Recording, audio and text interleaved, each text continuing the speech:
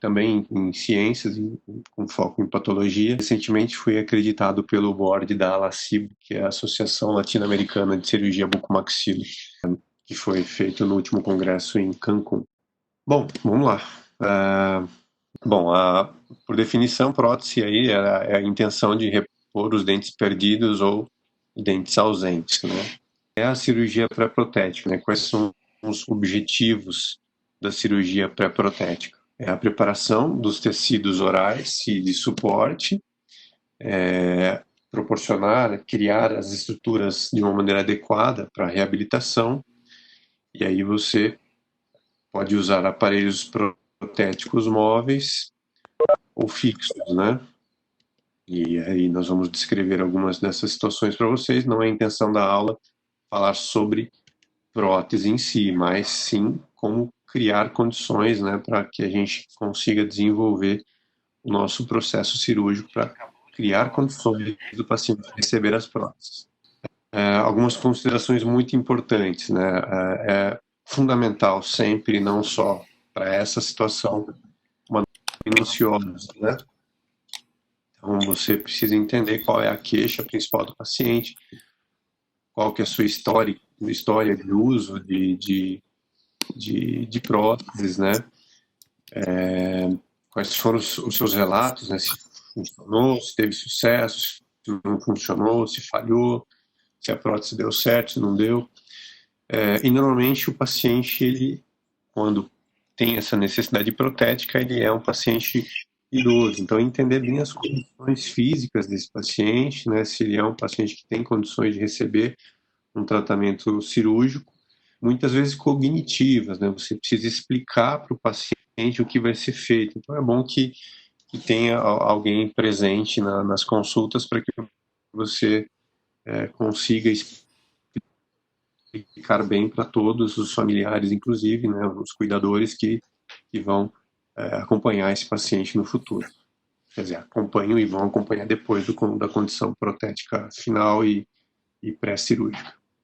Observar as áreas de suporte, né, que são as áreas de suporte, né, a maxila e a mandíbula, né, como estão esses ossos, né, existem patologias nessa boca, alguma lesão intraoral, alguma lesão extraoral que precisa ser avaliada e corrigida, observar muito bem a relação entre maxila e mandíbula, a espessura, a forma desse rebordo, né, em forma de U, ela tem que estar bem apropriada para receber a sua prótese, a sua reabilitação.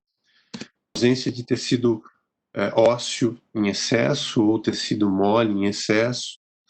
A mucosa tem que estar bem adequada para receber essas próteses.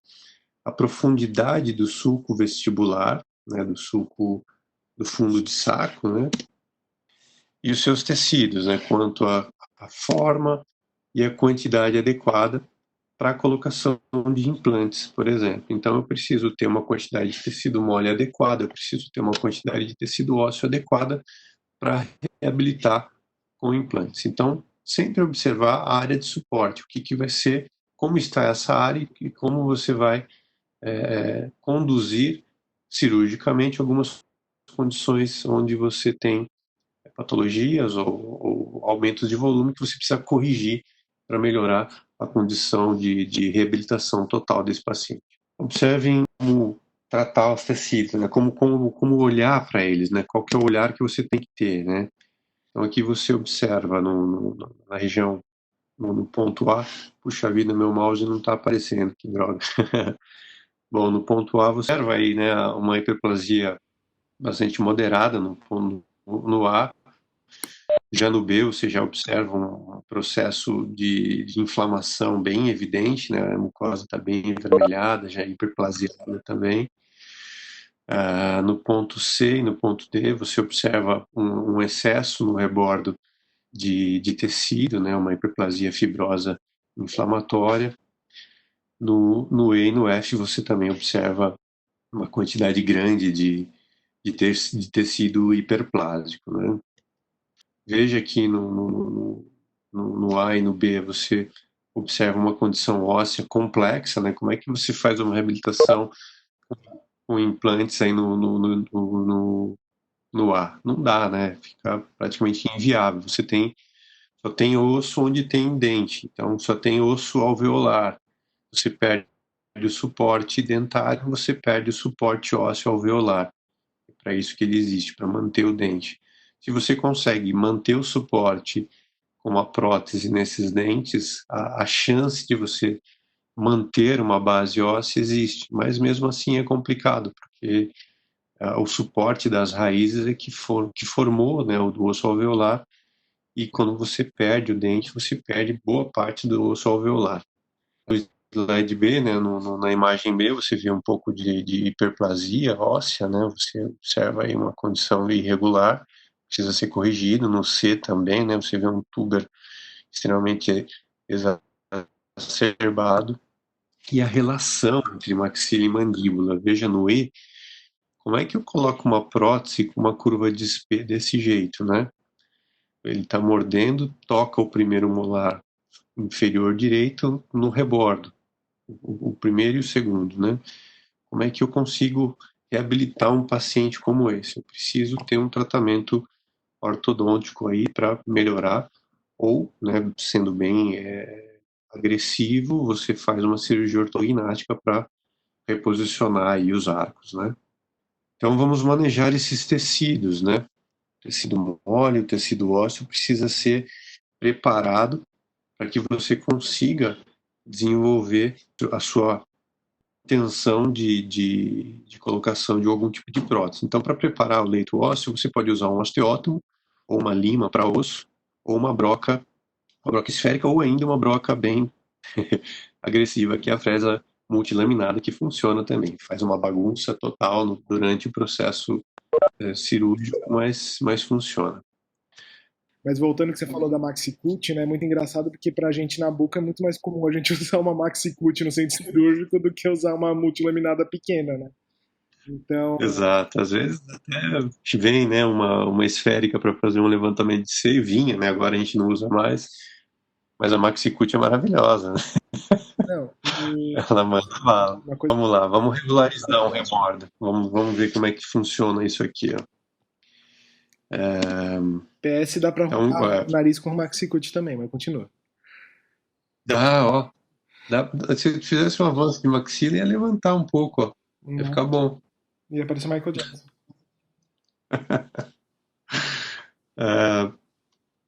Observe bem o seu leito cirúrgico, né, anestesie, faça o seu acesso. Aqui, qual que é a intenção aqui? Reduzir um pouco o volume, né? Então, regularizar o rebordo para receber uma prótese total. Então, é feita anestesia local, aqui no forame mantoniano, provavelmente foi feito isso, e na parte, e deve ter sido feita também um bloqueio, né, com um bloqueio regional. Faço o acesso e uso, aqui no caso, foi usada uma lima para osso, né? Ela é bastante eficaz. Existe uma lima para osso, usa que você pode, se você estiver no centro cirúrgico, você pode colocá-la numa reciprocante, ela faz uma raspagem, uma lâmina de raspagem, ela faz esse movimento bem rápido, né, de vai e vem, é muito mais rápido. Ontem a gente usou na ortognática, em alguns momentos, essa raspa, né, foi bem útil ontem. Às vezes você não precisa. Incisa, acessa e faz a diminuição da base óssea. Um outro exemplo, né, onde você faz exatamente a mesma coisa. Perdão, aqui é o mesmo exemplo, perdão. O plano já pronto e a sutura simples para que não tenha risco de abrir o tecido. Você podia ter feito uma sutura festonada aqui também. Você consegue diminuir o volume ali, né? Ele queria dar uma ajustada para deixar o U mais perfeito. Vamos tirar um processo hiperplásico da maxila agora. Tem pouca maxila aí, né? Não dá para ver direito, né? A parte de tecido mole, ou vocês conseguem ver do lado esquerdo? Dá para notar, lá direito também tem um excesso. Vamos lá. Agora ficou bem claro que tem um excesso meio grande aí de tecido hiperplásico na região posterior de maxila, né? Nesse caso, foi feita anestesia com bloqueio regional vestibular e do processo palatino. é feita uma incisão em Y, né, onde você consegue fechar o Y depois para diminuir o volume. Então eu consigo recortar na região posterior, né, faço um Y e depois eu consigo fechar para diminuir o volume. No que eu fecho também abaixo, né, eu consigo diminuir bastante esse volume. Então aí já está o Maga, processo. deixa eu te passar uma pergunta aqui do chat. Prof, essa Diga. regularização de rebordo é só para próteses totais ou pode se fazer, por exemplo, para quando vai fazer um protocolo em implante? Eu imagino que ela não quis dizer só protocolo, mas, por exemplo, para um Uhum. implante, para um rebordo, né, diminuído, um rebordo em lâmina de faca. Manda bala, responde. Sim, exatamente. Muitas vezes você tem uma altura óssea boa, mas quando você vê a tomografia do paciente, está um rebordo fininho, né? A parte alveolar está bem fina. Então você regulariza até que você consiga encontrar, né? Ele estava fino, você vai baixando, ele vai ficando maior, esse rebordo, né? Até que dê para você colocar ali o seu implante. Realmente é muito importante essa regularização de rebordo, não só para a prótese total, mas também para colocação de implantes, tá? O planejamento de implantes ele é bastante importante, né? A coisa mais importante não é a cirurgia, não é, é a prótese, é o final, né? O finalmente. Então, para planejar um implante, eu preciso planejar a prótese. Muitas vezes é interessante você encerar, fazer a posição em articulador. Hoje, com o advento da parte virtual, né, você consegue fazer a tomografia do paciente, fazer a moldagem com o, como é que chama? O scanner intraoral, e você consegue melhorar essa posição previamente no seu computador. Do mesmo jeito que a gente faz um preparo de 3D ortognático, a gente consegue fazer para implante também, tá? É muito bacana esse advento aí do 3D, que nos facilita absurdamente, né, para ter sucesso nos processos. Inclusive na maxila, na mandíbula também existem processos hiperplásticos de tecido mole que você precisa corrigir para a colocação de implantes, tá? A gente vai mostrar um pouquinho mais sobre isso. Feito, né, o processo, você... Tio, deixa eu só dar uma interrompida que você falou dos implantes. Tem que lembrar Sim. também que, assim, quando a gente faz um tipo de desgaste, principalmente em mandíbula, né, porque a maxila já é bem medular, quando a gente vai fazer essa alteração, tem que lembrar que o osso ele não se torna cortical à toa. Então, se você vai fazer uma regeneração desse tecido após o desgaste ou o nivelamento dele com a broca ou com o alveolótomo ou com limas, a gente tem que tomar cuidado, né? Porque você pode tornar cortical e o parafuso do implante ficar rodando à toa. Porque cortical não, desculpa, medular e o parafuso não vai rodar, não vai ter onde ancorar, né? Porque o implante É. começa a ancoragem na cortical anterior, né? Normalmente alveolar, e não vai ter cortical inferior, porque tem só o alveolar inferior lá embaixo, né? Então a gente não pode pôr na cortical inferior. O desgaste, com certeza. Põe um parafusinho depois, É é uma porca, né? bicortical, eu brinco Embaixo. implante bicortical. Vai ser meio complicado. Mas eu já vi, vocês vão ver, inclusive, hoje aqui. Uma vez que você faz esse tipo de ajuste, você precisa reembasar a prótese do seu paciente, né? Nesse caso, foi usado uma pasta de óxido de zinco eugenol, gloriosa lisanda, que é bom pôr no bigode, lembre-se disso, passe lisanda no bigode do seu paciente. Vai ser ótimo, porque ele nunca mais vai ter bigode. Vai ser bem legal. É, Depila. cuidado. E aqui é a sequência do follow-up que você consegue realmente diminuir o volume e ter uma adaptação melhor da prótese. Próteses, opa, ficou do CIED aí. Fica tranquilo. Próteses mal adaptadas, elas geram aumento de volume, né? Então, ficar atento a isso. A alveoloplastia, ela é muito bonita aqui no livro e também ao vivo, é muito gostoso de fazer isso, né? Quer dizer, não me entendam mal. Tirar a dente nunca é algo que deve ser feito, né? Fica ruim fora de contexto nessa frase. Mas evitar a remoção dos dentes, é claro, né? Tentar salvar os dentes, tecido periodontal, tentar sempre salvar, né? Não consigo, não tem mais jeito, aí eu preciso fazer a remoção dos dentes. E é importante fazer a alveoloplastia, né, deixar o rebordo regularizado, para colocação de uma prótese total, então é muito parecido mesmo, né? Não, deixa eu mostrar umas fotos aqui para vocês, né? Remover os dentes, você faz o acesso e você, com uma lima ou com uma fresa ou com um alveoloto, uma goiva, você consegue deixar o rebordo bem ajustadinho e depois você pode colocar os implantes, ou coloca os implantes imediatamente ou já faz o processo de prótese total. A vestibuloplastia, você vai fazer normalmente você faz o aprofundamento do sulco, né? Então você quer ganhar rebordo e você não tem o rebordo, então você cria uma condição de abaixar o sulco vestibular, né? Com as custas de uma cirurgia, né? Então você consegue melhorar, né? Como é que o paciente aqui na figura aí segura uma prótese total, né? Quase impossível. Quando você rebaixa o tecido mole, você consegue expor melhor o tecido duro, né? Então é mais uma condição aí que a gente consegue melhorar. Às vezes você faz uma cirurgia unitária para implante, vamos supor, o paciente perdeu 26, você remove o 26 e você quer fechar totalmente o rebordo. Então você precisa fazer uma incisão no tecido mole, no tecido periostal, e você vai conseguir rebaixar esse tecido.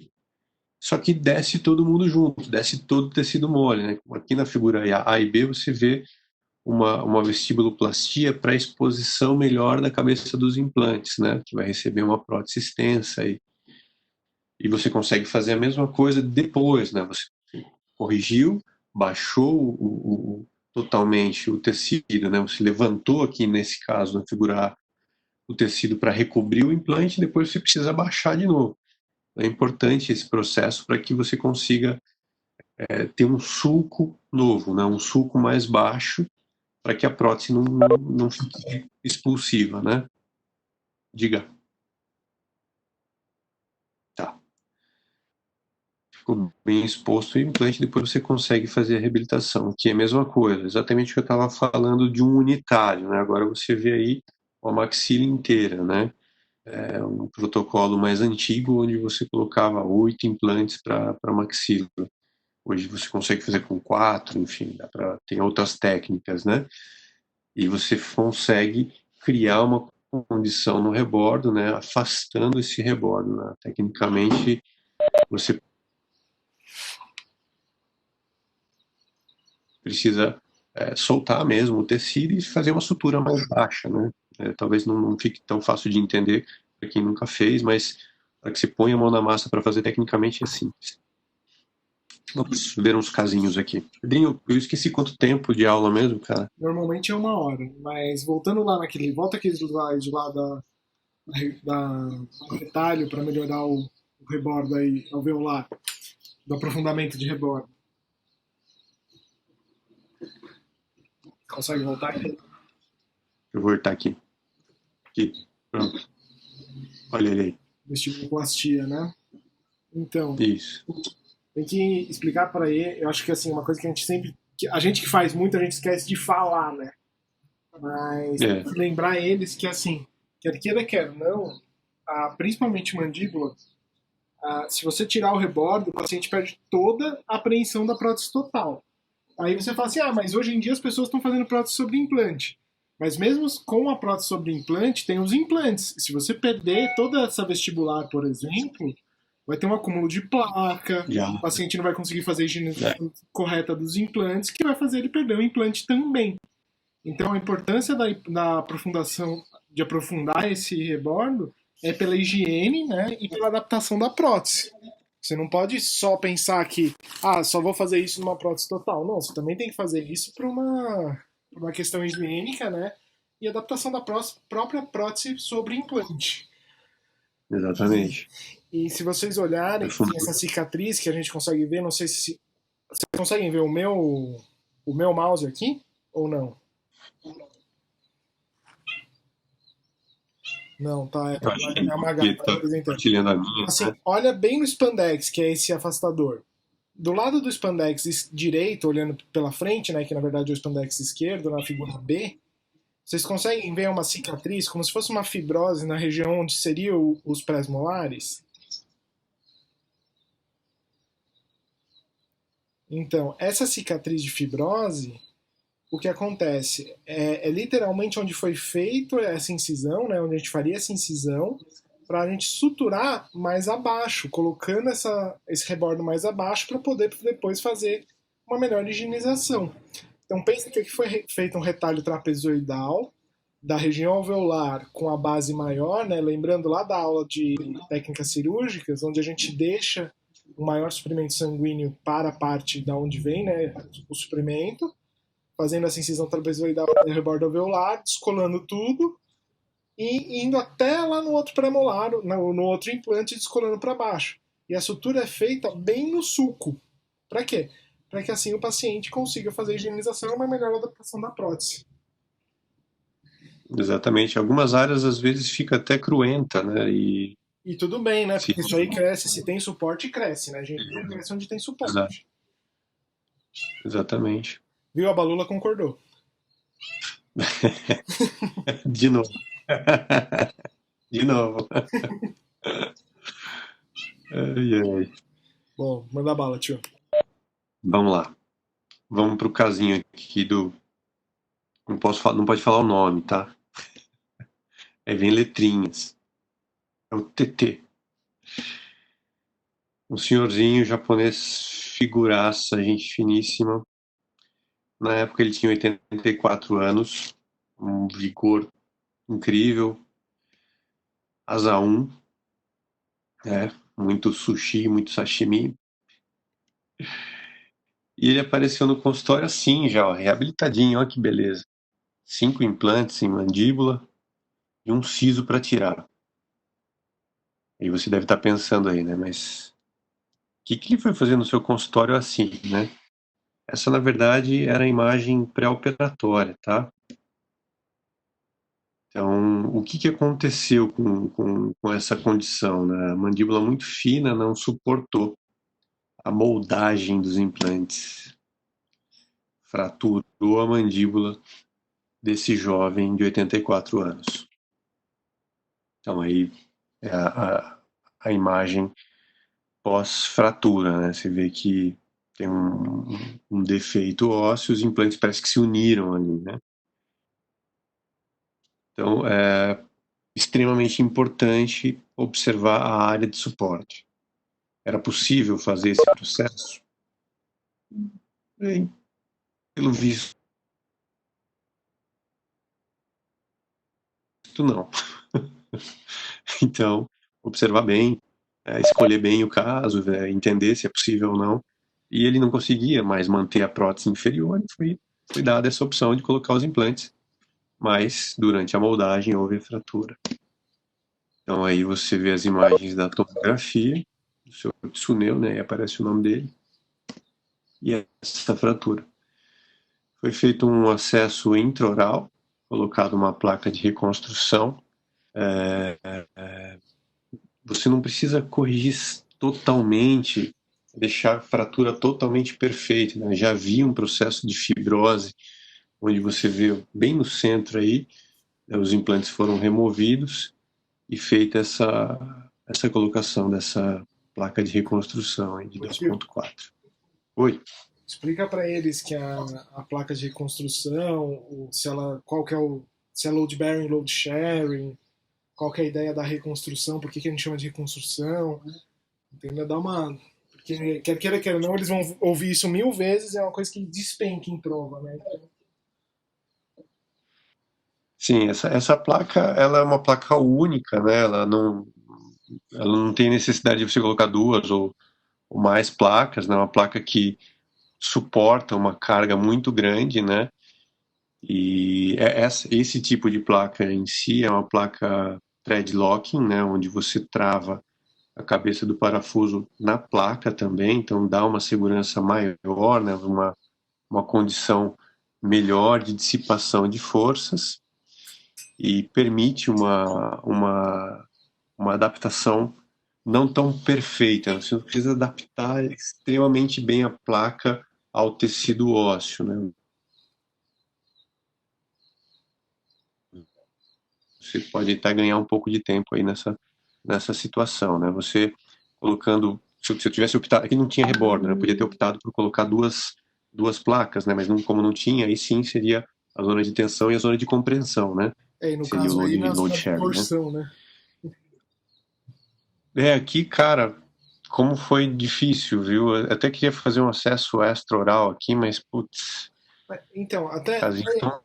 é uma coisa que a gente não quando a gente fala de fratura de mandíbula, mesmo patológica ou não, ou na aula de reconstrução, eu gosto de ter slides assim como esse seu, depois eu vou roubar essa imagem, mas porque assim, quer queira quer não, o princípio do manual ele não tá para isso, né? Ele até fala sobre mandíbulas atróficas. Essa é uma atrófica bem atrófica, né? Então seria nível 3, mas Uhum, eles não colocam como assim uma questão de desperiotização. Então, se vocês pensarem, até, cara, eu tô invadindo sua aula total, mas eu acho que quanto mais a gente claro. fala sobre o que a gente faz, mais eles Sim, aprendem sim, ouvindo do que a gente colocando numa matéria específica.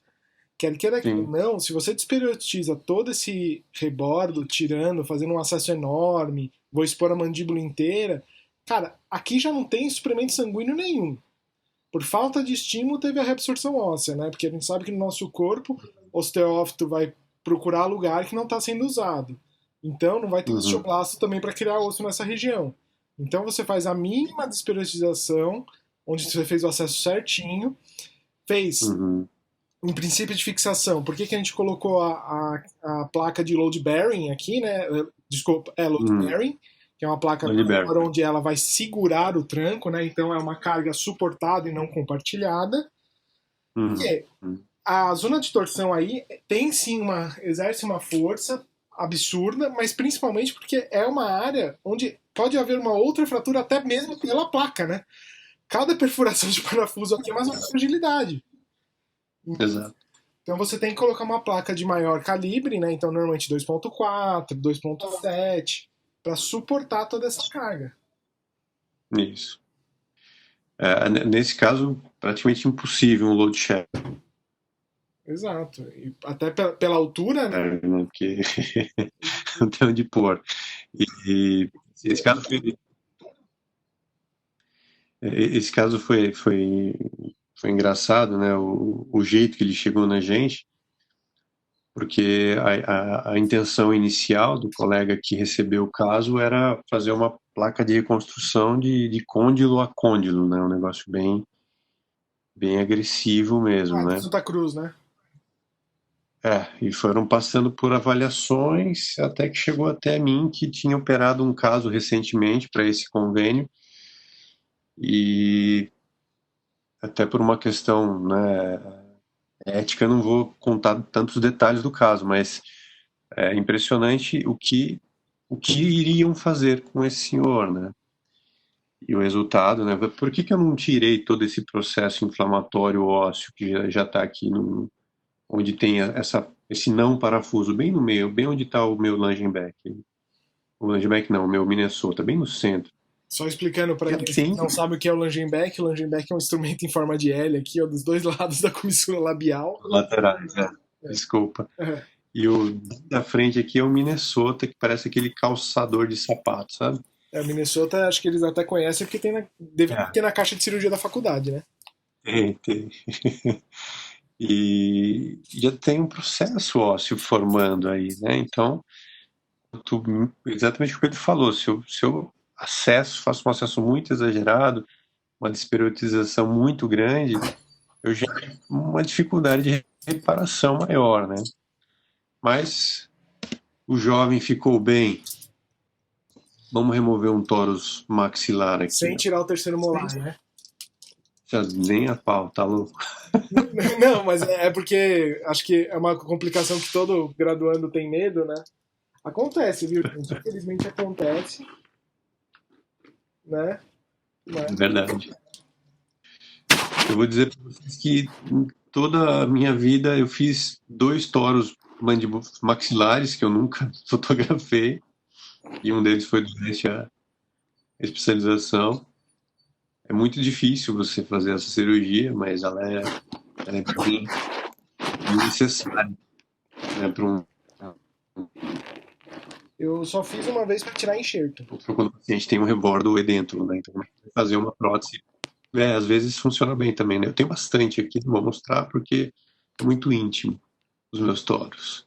Tem um monte de toros. Mas, Dá pra ver aqui, ó. só só maxilar, né? Tem na mandíbula também. Não, uma vez eu saí com uma menina, ela tinha um tórax maxilar, meu, no palato. Era uma coisa. E ela era dentista, hein? Mas era uma coisa que dava vontade de fotografar, cara. Enorme, assim. E ela achou que era um cisto antes, quando era mais nova, tal. Foi no cabeça e pescoço. O cara queria fazer uma biópsia. Aí passou num dentista e o dentista falou: Não, isso aí é tórax.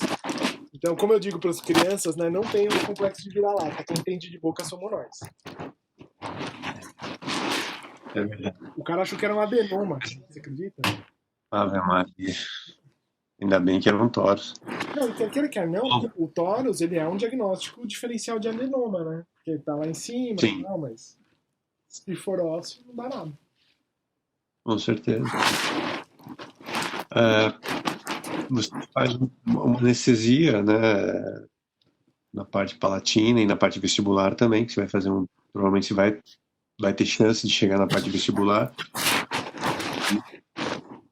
Essa totalmente é a lesão. Você faz um duplo Y, né?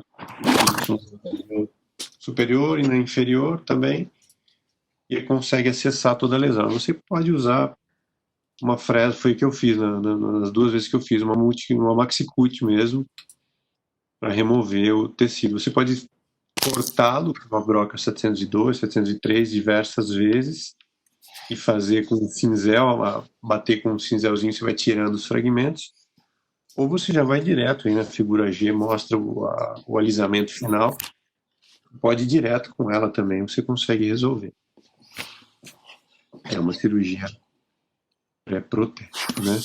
Questão de maxila e de mandíbula, né? Esses processos são um pouco mais complicados, né? De você ter 100% de sucesso.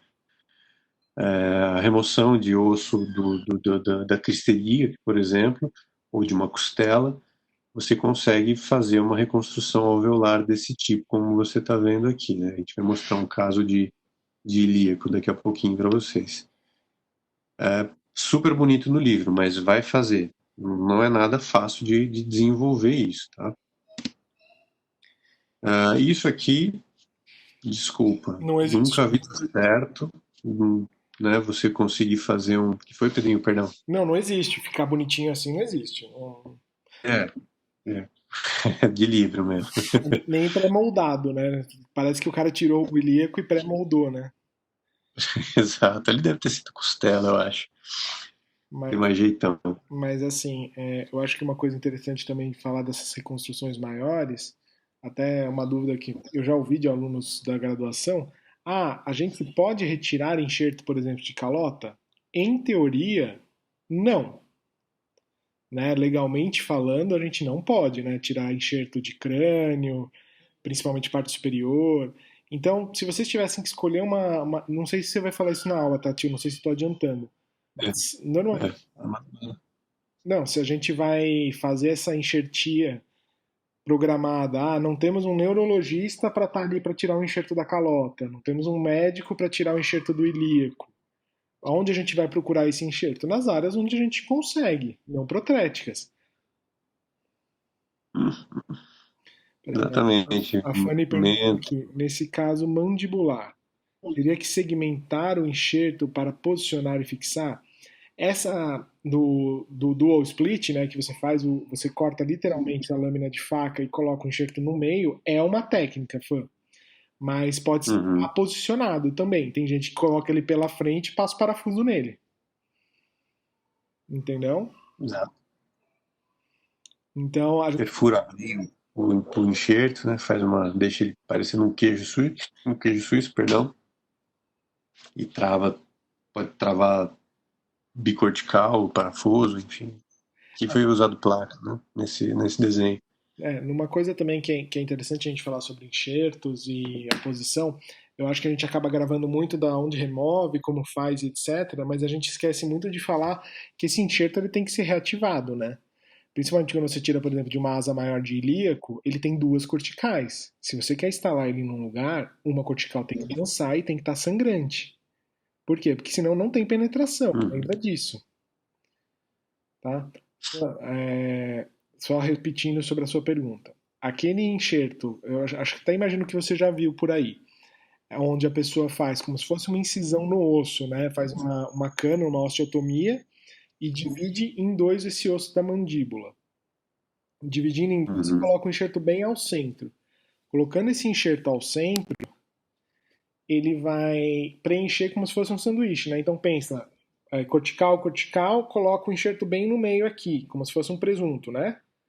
Esse enxerto aqui, ele vai estar fixo pela posição e aí ele pode também ser aparafusado na cortical vestibular. Então, são várias técnicas. Normalmente essa é a de split, né? Como a gente faz, como se causasse uma fratura em galho verde, onde a gente já dá uma aumentada nesse osso, e ou se não, a posicional com parafuso interfragmentário nessa região. Entendeu? Que bonitinha a postagem que você fez no Instagram. Fofo, né? Ai, ai. Essas reconstruções de mandíbula, elas são complexas mesmo. Hoje você com o advento aí do 3D, mais uma vez falando sobre isso, você consegue customizar algumas áreas, né, que podem ser reconstruídas. Então você consegue fazer alguns scaffolds também, né? O que é isso, né? Imagine uma tela, né, onde você consegue criar, né, um espaço interno onde você consegue colocar o enxerto. Tente imaginar isso reconstruindo uma parte óssea, né? Isso é possível também, né? Então, as coisas estão melhorando, né? As células tronco, né? Isso vem crescendo aí, nada muito 100% ainda, mas a coisa está melhorando. É claro que quando a gente remove um ilíaco, a gente busca, né? Já que a gente abriu o ilíaco do paciente, você vai curetar bastante o osso medular. E aquela medula, nossa, aquela matriz ali, você consegue colocá-la e ela realmente gera um processo de reformatação óssea impressionante, né? De reabilitação muito bacana. A cirurgia que vocês mais vão fazer, né, para reparação de tecido ósseo é o levantamento da mucosa do seio da maxila, né? É muito comum o paciente lá perder um premolar, perder um molar, e o seio maxilar desceu, vamos dizer assim. É bem isso, né? É uma área de pressão. Quando eu inspiro, gera uma pressão negativa, o osso alveolar está ali com um dente, com uma raiz, e mantém essa divisão de pressão. Quando você perde, o osso alveolar tende a ir embora. Aqui um desenho, né? Dá para perceber o seio descendo ali para a região do premolar. Então, o que você faz? Você coloca enxerto nessa região, fazendo o levantamento da mucosa do seio, né, que a gente vai mostrar para vocês mais ou menos como é que se faz, e coloca os implantes, né? Então, aí são os dois premolares que foram perdidos e reabilitados. Tecnicamente, a gente vai falar mais, tá? Sobre levantamento de seio. Isso é muito legal, né? As osteotomias que podem ser feitas na maxila e na mandíbula, para você ganhar aumento de volume vertical, né? Você consegue ganhar aumento, não em largura, mas em altura. Até consegue também em largura, mas seria uma outra técnica, né? Que é o split que o Pedrinho falou. Mas em altura, isso que vocês estão vendo aí, cara, é sensacional. Funciona muito. Os distratores osteogênicos são incríveis. Talvez seja desconfortável, talvez seja feio, mas a Ô tio, deixa eu te perguntar, quantidade de osso que você ganha é muito grande. Você faz o acesso, diga. lá em Basel eles utilizavam muito? Você chegou a ver alguma coisa dessa? Eu não vi nenhuma cirurgia com distratores lá, mas como eles são crânio-maxilo, né? Eu vi Seria de uma, maxila, né? é, é. Eu sei que eles fazem, sim, né? Eles usam é, na área onde eles guardam os materiais, tinha lá alguns capacetes e tal, distratores mandibulares, né? O paciente sindrômico, muitas vezes, ele não desenvolve os ossos de uma maneira adequada. E é possível fazer a correção usando alguns distratores ou intraorais ou até mesmo extraorais, né? É impressionante, a distração osteogênica é impressionante. No finalzinho vocês vão ver um outro caso também de distração osteogênica. Eu acho Aqui que você pode falar, só Pedrinho. te passando uma pergunta do chat. A Fanny perguntou se tem alguma contraindicação para o Uhum. distrator, tá? Se você responde, qualquer coisa eu complemento. Tem, né? Você precisa fazer uma bela de uma anamnese do paciente. Primeiro, fisicamente. O paciente tem condições físicas? Tem. Observação de uso de medicamentos também, né? O paciente que usa bifosfonato é complexo. Hoje você encontra alguns distratores menores, né? Esse é bem grande, bem amplo, né? Deve ter sido desenhado para fazer esse tipo de distração alveolar, mas a dificuldade é de instalação e a idade também do paciente, né? Então, essas são as observações. Tem mais alguma observação, Pedrinho, para... A falta de cobertura de tecido mole, né? A gente não pode esquecer disso também. Então, por exemplo, você É. pegar um paciente. Ah, eu vou fazer uma distração osteogênica num paciente que teve de cabeça e pescoço. Não, você tem que pensar assim: o cara teve uma hemimaxilectomia para crescer o osso ali. Tá, se ele não tiver uma Uhum. cobertura de tecido causando uma regeneração, né, causando uma boa. Principalmente a gente tem que sempre lembrar da vascularização. O osso nasce através do sangue. E a Do vascularização sangue. da maxila e da mandíbula está ligado à gengiva. Então, se o paciente também teve uma grande perda de tecido mole que não leva a essa vascularização, vai ser contraindicado. A outra contraindicação do distrator é a questão do custo, que eles não são baratos, né? Então é uma contraindicação monetária, né? Nenhum distrator é barato. E, além de tudo, essa questão da antena que o paciente fica na boca. Se o paciente ele não topar fazer higiene legal, o paciente também não topar ficar com esse instrumento na boca por pelo menos 3 meses, não vale a pena. O paciente não vai ter esse ganho. É isso. Uma coisa que eu gosto muito do distrator é a questão do tecido mole também, porque ele leva o tecido mole junto. Então você não precisa pensar depois no enxerto de gengiva, você não precisa pensar. Não, porque você vai acabar levando todo esse tecido mole expandindo junto. E para o pessoal, assim, para ficar uma coisa mais visível, né? Para eles, eu acho que todo mundo já passou na rua e viu alguém com aquela gaiola de Ilizarov em algum pedinte na rua, e etc. É quase o mesmo princípio. A gaiola de Uhum. Ilizarov, ela serve para quê? Que é aquela gaiola que fica em volta da perna, do braço das pessoas que são fixadores externos. Aquilo serve Uhum. para manter o espaço entre os fragmentos ósseos e assim causar a regeneração. O distrator, tanto o palatino que a gente usa nas expansões de ortognática, quanto o distrator alveolar ou o distrator craniano utilizado pelo pessoal da craniomaxilo, a ideia dele é a mesma coisa, ele mantém o espaço entre uma fratura que a gente causa, então quando a gente instala isso, a gente faz uma incisão, uma osteotomia no osso que vai ficar separado e deixa juntinho. E começa a ativar para quê? Causando microfraturas, onde vai criando o osso aos poucos e vai expandindo esse osso, levando tecido mole. Entendeu?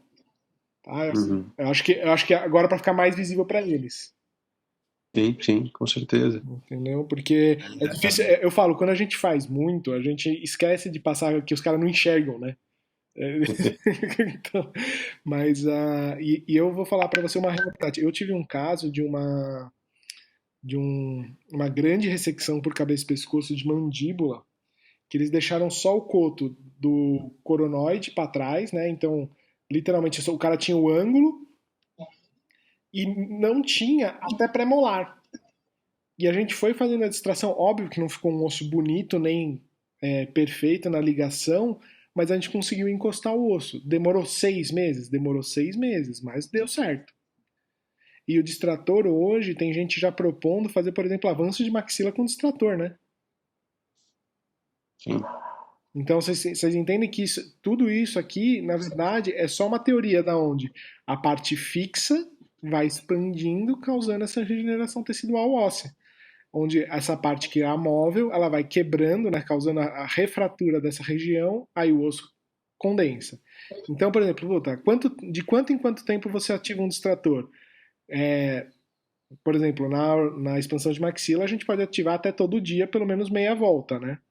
Agora, nesse tipo de distrator, a gente também pode ativar uma voltinha por dia, onde causando uma microfratura vai ter uma nova regeneração. Você mantém o tempo todo aquilo em atividade, né? Isso. Então, você está ativando a célula a produzir osso o tempo todo, está gerando um processo inflamatório onde a célula vai diferenciar por uma célula osteoclástica, vem todo mundo ali, começa, né, o osteócito, vem todo mundo e começa a remodelar. Então, Então, para criar, né, essa situação que vocês observam aí na figura B, né, ele gera uma fratura entre essas duas placas, né, essa parte do meio. Se olhar no raio-x D e no E, você vê que a parte superior está completamente fixa e a inferior veio descendo lentamente, formando osso, né? Pelo menos uns 3 meses aí de e não, mantendo esse trator na boca, né? não, e não se esqueçam que assim, não é uma iatrogenia, esse gap gigante, esse espaço preto que está na figura aí. Por quê? Porque na verdade o osso só vai aparecer, até respondendo a pergunta da Fanny, que ela perguntou se faz um acompanhamento radiográfico. O acompanhamento radiográfico, ele só vai ter efeito real, você vai ver osso real depois de 6 meses. Porque o Exato. osso de reparação não aparece no raio-x comum, tá? Então a gente faz o acompanhamento principalmente na questão de mobilidade do distrator, se você perceber que tem uma mobilidade deu errado, e vamos vendo se vai soltar ou não. Agora a Giovana perguntou assim: quando nós usamos e indicamos os distratores? Para conseguirmos enxerto, quando a gente não consegue com o enxerto ou somente com grandes ganhos? Responde qualquer coisa eu complemento. Então, você tem as duas situações, né? Nessa situação onde você precisa ter um aumento vertical, né? Ganhar esse aumento de uma vez só é difícil para o suporte do tecido mole, né? A gente vai ver um caso aqui que a gente conseguiu ganhar altura e espessura, mas a gente tinha uma oferta óssea grande, né? Hoje você pode pedir o osso em bancos de ossos, né? Em Marília tem um, aqui no IoT, no Instituto de Traumatologia e Ortopedia do HC também tem. Você tem uma oferta óssea grande. Dura você convencer seu paciente que você vai colocar um osso humano, né, nele, né, um osso congelado. Mas a gente sabe que o preparo desse osso é extremamente minucioso, é como se você estivesse recebendo um transplante sanguíneo, né, uma bolsa de sangue. Então não é tão complicado assim de você convencê-lo, mas tem paciente que fala, não, vai colocar um pedaço de um osso de um morto, aí o cara fica na noia e não usa. Esse é um dos fatores, né, você precisa ganhar volume e você não consegue ganhar tecido mole. A outra situação, quando o gap é muito grande, você não consegue reconstruir. Então, a distração também é bem indicada, né? Existem limites aí na cirurgia reconstrutiva do tamanho. Então, quando você tem uma perda óssea muito grande, você precisa partir para os enxertos microvascularizados. Então, se eu puder tentar com um distrator, por que não tentar, né? Mas aí entram outros fatores, custo e tal, né? É engraçado que um distrator, ele é muito mais caro do que uma cirurgia, né?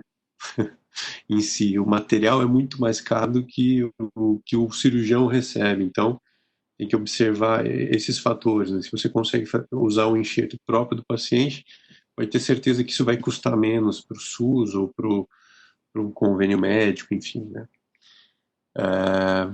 Basicamente isso. Algum complemento, Pedrinho? Na verdade, assim, a maior indicação do distrator é quando você não tem uma área implantável, onde você tem apoio, principalmente do osso, né? Então, por exemplo, como eu expliquei aquela questão da reconstrução de mandíbula, por exemplo, que teve o gap mesmo, tipo, cortaram a mandíbula do paciente, você não tem, então você quer levar esse osso até a região para ter um lugar onde apoiar esse outro enxerto, né? Porque não dá pra gente fazer, por exemplo, um saquinho de osso numa reconstrução de mandíbula. Então você não dá para pegar baiós, fazer uma calha ali e gerar. Até é uma teoria, mas de verdade não funciona. E a distração também está ligado ao tecido mole, como o Magá falou. Então, se você tem uma área, por exemplo, como essa maxila aqui, cara, você quer que a gengiva desça para não gerar um black space gigante em cima dos um espaço negro, né? Aquele espaço onde você vê literalmente a úvula do paciente. Você quer levar esse tecido mole junto para ter uma gengiva legal, o paciente ter um aspecto de dente normal. E na questão dos avanços, é muito legal porque a gente acaba também levando tudo para frente junto. Então você consegue levar, você não está só distraindo só uma parte e dentro, dá para fazer com dentes também. A distração ela está ligada muito mais à movimentação e gerar osso na região. Conseguiu te responder, Gi? Obrigado. Ela respondeu obrigado, tio. Legal. Aqui uma outra situação de uma osteotomia segmentar, né? Você consegue, né? Veja a foto clínica, né? Pré e pós-operatória, né? Você teve a região onde não tem mais dente, né? Na região inferior, a região edêntula, você proporciona com que todos os dentes da área superior desçam mesmo, né? Os dentes estão erupcionando o tempo todo, não tem contato, ele vai embora, ele desce mesmo, né? Então, como é que eu vou reabilitar um paciente desse se eu não reposicionar? Dá para reposicionar sem remover os dentes. Então, foi feita uma osteotomia maxilar, né? Uma segmentação dessa maxila, removido parte de um bloco e encaixado numa posição mais adequada. A gente fez um negócio parecido com isso, quer ver? Nesse caso eu operei com o Pedrinho, mas não o Denoto, o Pedro Guerra Pinto, Joga rugby também. que joga rugby, mal, mas joga. É. Observe, deixa eu voltar aqui para vocês, perdão. Ih, agora morreu tudo. Aí, Você falou do esse morrer cara. tudo, cara, já já um dia eu vou estar dando aula. Já já não, porque nasce quarta, né? Mas eu juro que eu tô cagando de medo de gritar pra vocês, tio, cuida aí que eu vou levar a criança a esposa pro hospital,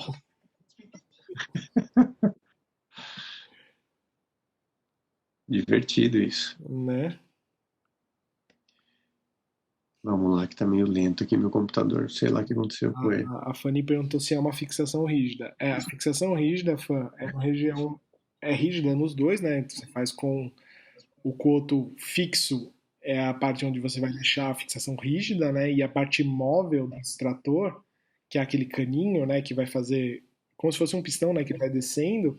Ele é móvel em relação à maxila, mas as duas são fixações rígidas, não tem uma fixação semi-rígida. Eu acredito que já houve fixações semi-rígidas em distração que davam errado, porque na verdade a gente precisa de uma estabilidade óssea, principalmente vetorial. Então, se você tem que pensar que tem que ter um movimento sempre no mesmo vetor, porque senão vai gerar uma fibrose, isso é uma consequência errada, né? Que é literalmente uma cicatrização onde o paciente vai ter fibras na região e você vai ter que reabordar porque fica mole, né? Vai ficar um tecido mole mexendo. Exato. Então, observem aqui a maxila do lado direito do paciente na reconstrução em 3D, né? Essa imagem mais amarelada no canto superior direito. Veja que não tem rebordo, né? Foram feitos os dois implantes do lado esquerdo, do lado direito não tinha como reabilitar. Então, qual foi a ideia do Pedro? Ele fez uma esterolitografia, dá para ver parte do enxerto coletado. Esse enxerto foi coletado Puxa vida, foi do rebordo? Foi. Foi do rebordo, da região posterior, do rebordo inferior de mandíbula. Então veja aí a posição. A ideia dele era fazer essa colocação desse enxerto usando uma placa para reposicionamento. Então, ele cuidou do enxerto, ele proporcionou um tamanho mais adequado, perfurou o enxerto,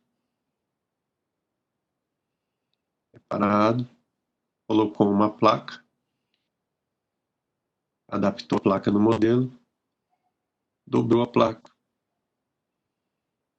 Adaptada no modelo, uma vez adaptada, a gente consegue colocar a adaptação no leito cirúrgico. Já perfurou o leito cirúrgico,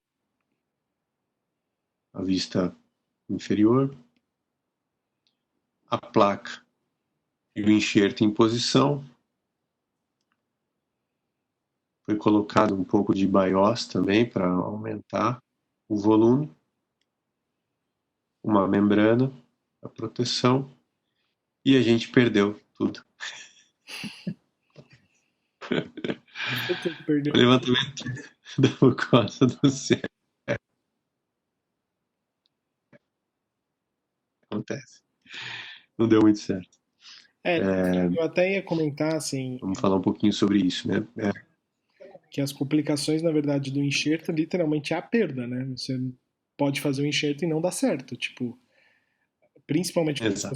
um enxerto halógeno, a gente tem que lembrar disso. Então, a distração osteogênica é legal porque você está usando um osso da região, com uma vascularização da região, onde no máximo que você está causando é uma fratura óssea. Às vezes você nem precisa desperiostizar a região, né?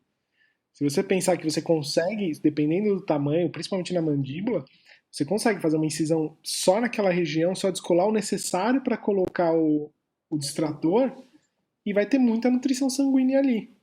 Isso é uma vantagem do distrator quanto à enxertia óssea halógena, né?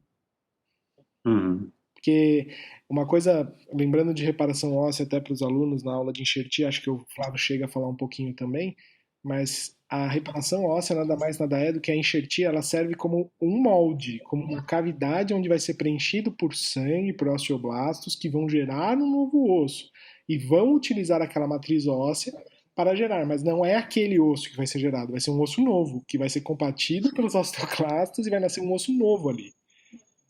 Exato. Se o osso é do próprio paciente, né, você tem um fator indutivo, né, ou se você tem essas técnicas de PRF, né, eu não entendo muito disso, tá? Mas existem essas situações onde você consegue ter indução, né? Tem as BMPs também, que é um líquidozinho que você coloca numa membrana, são as proteínas morfogenéticas do osso, você tem indução.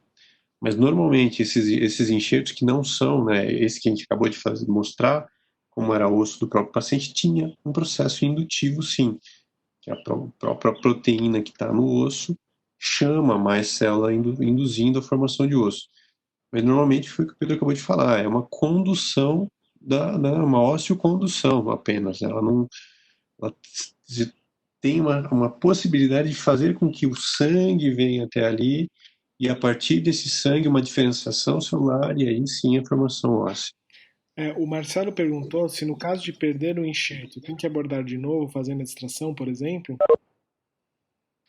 É uma possibilidade, Marcelo. Você pode tentar refazer o enxerto, o que é complexo, né? Ou pensar em outras técnicas, né? A segmentação seria uma possibilidade, né? Aquele local. Mas normalmente, quando você já abordou, você vai ter Né? mais perda ainda, né? A PPR também. A PPR. Aí se fizer um implante zigomático, né? Sei lá, alguma coisa mais Não, mas que permita uma outra condição, né? É difícil mesmo, né? Você dá o duro é que você gera uma expectativa no seu paciente, né? Agora vou te dar uma condição de enxertia, vou te dar aumento, você vai colocar os implantes, como ficou do outro lado, e o paciente dá 2 semanas, tem que entrar no centro cirúrgico de novo e tirar tudo. É cruel, é difícil mesmo de manejar o paciente nesse sentido, mas existem outras possibilidades, né? Hoje, né, se fosse um caso recente, é um caso de quase 10 anos atrás, a gente poderia ter pensado no scaffold, né? Nessa, de uma outra forma, né? O uso de BMPs, enfim, então, talvez fosse uma outra possibilidade. Desculpa, Pedrinho, te cortei. Não, a Gabriela perguntou sobre a questão da profilaxia antibiótica necessária para os enxertos. Deixa eu só responder uma coisa que, assim, na pergunta, ela coloca É, profilaxia antibiótica para enxerto. Vamos pensar assim. Primeiro, você está perguntando a profilaxia é no enxerto ou no ser humano? Qual tipo de enxerto?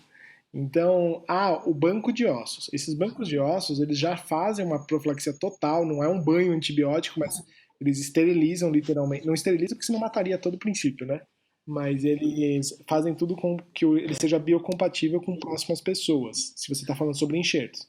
Os enxertos de porco, cavalo e boi que a gente usa, por exemplo, o Baiós, eles também são esterilizados e eles são matrizes ósseas, então eles estão limpinhos. E a profilaxia antibiótica, então, por exemplo, você vai instalar um enxerto num paciente. É recomendada, mas principalmente o meio tem que estar adequado. Não adianta você colocar enxerto em área infectada, tá? exatamente. A observação prévia do caso, mas uma profilaxia, né, para o paciente, né, em si é sempre recomendado, sim, por conta da manipulação do tecido, né. A boca é um tecido, é uma área muito contaminada, né, então quando você trabalha com alguns tipos de enxerto, o risco de ter perdas é a contaminação do enxerto. Então, se você tocar na saliva com enxerto, a chance de contaminar é imensa, apesar de, né, o osso maxilar e mandibular ele é extremamente acostumado com a saliva, né? Se remove um dente, faz uma suturinha em X ali, aquele negócio aberto, forma um coágulo. Pô, mas tá aberto, doutor. Fica aberto, fica aberto mesmo, e vai formar osso, e vai formar gengiva, e forma, né? Faz isso, né? Deixa um rádio exposto, uma una exposta. Não dura uma semana. Então é muito arriscado. Então vale sim a pena a profilaxia, né? Quanto aos enxertos de banco, eles são tratados de uma forma extrema mesmo, tá? O doador, toda a entrevista, todo o acondicionamento do tecido, eles são congelados.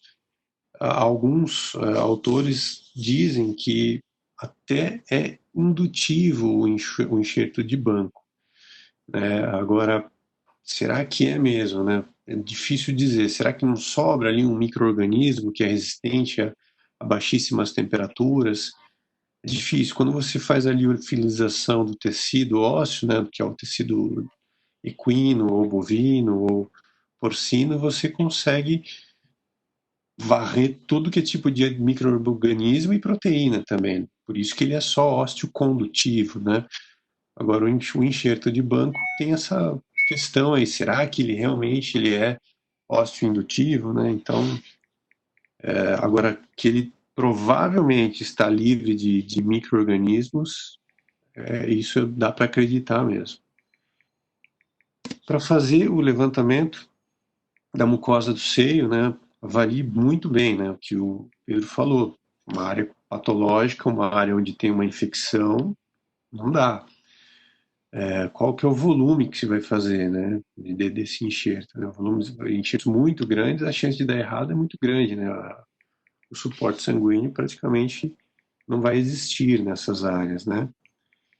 E cuidado com os hábitos do paciente. Se ele fuma ou ele é um mergulhador, ele vai ter voos longos, a pressão de cabine, tudo isso pode ser um risco no pós-operatório.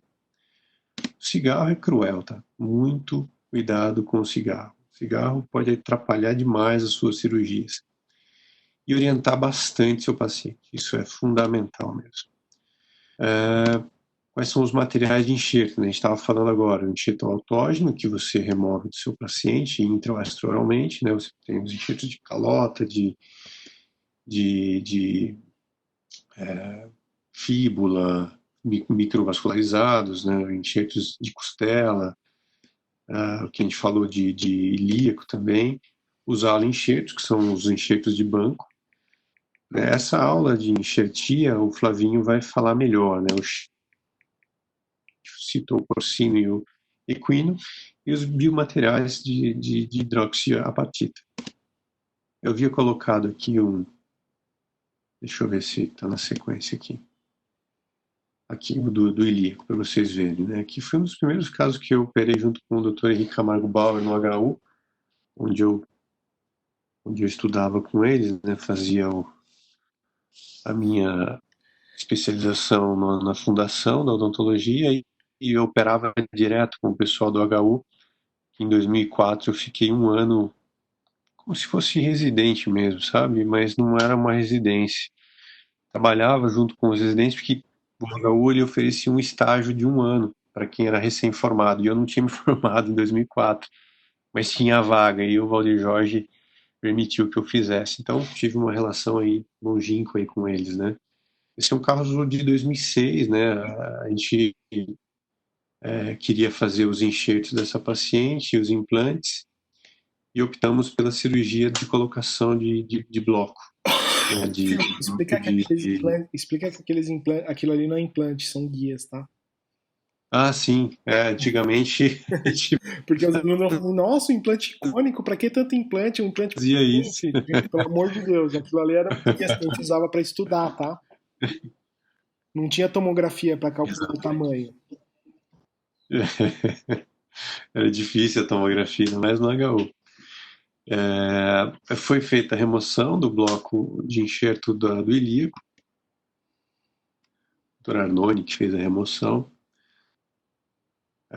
Você coleta, né, com uma cureta um pouquinho maior do que a gente está acostumado, a medula óssea, né, tem bastante medula aí, né, para que a gente pudesse fazer a reconstrução. Aí a foto intraoral do leito onde vai ser recepcionado o enxerto. Foi feito o levantamento da mucosa do seio também. Essa paciente era fumante, tá? Veja a mucosa do seio, um pouco mais fina, mais friável, né? Mesmo assim, fizemos o levantamento de seio. Esse caso deu muito certo. Legal, ela perdeu um desses blocos que a gente fez, mas funcionou bem. Ela conseguiu colocar os implantes no final. Que ela demorou muito para voltar também. Paciente de hospital público é sempre mais complicado, né? O famoso Mas a gente paciente SUS, né? conseguiu. Pois ela levou quase um ano para voltar, e aí já o enxerto já estava um pouco menor, um deles estava solto, aí já viu, né? Aí a área de ilíaca, né? Finalmente suturada, uma sutura interna, deixado um dreno, né? Para a saída do conteúdo sanguíneo, né? Que se forma em excesso, anestesia também no final para melhorar a analgesia. Se eu não me engano, essa paciente fez essa tomografia a partir da gentileza do professor Valdir não, o Israel Schumacher, que cedeu para a paciente essa tomografia. No final não tenho mais, eu me lembro dela, fotos na verdade, mas eu me lembro dela lá na fundação fazendo os implantes e ficou super feliz.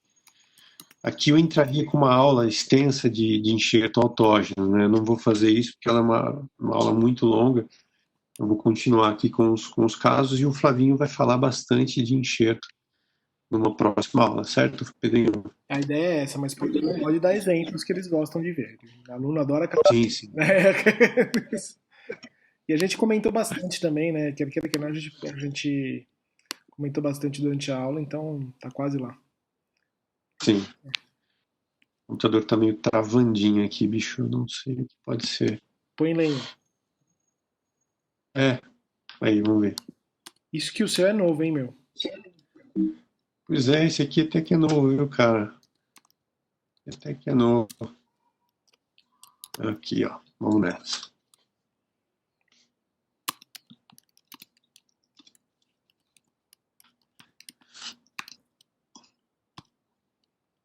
Vamos lá. Eu Posso dizer que esse caso é um caso de cirurgia pré-protética? Vamos ver. Paciente do gênero feminino. Não lembro a idade dela, vai aparecer aqui. 50 anos. Eu operei ano passado. Acontece. Razão. Ela apresentava uma lesão na região anterior de maxila.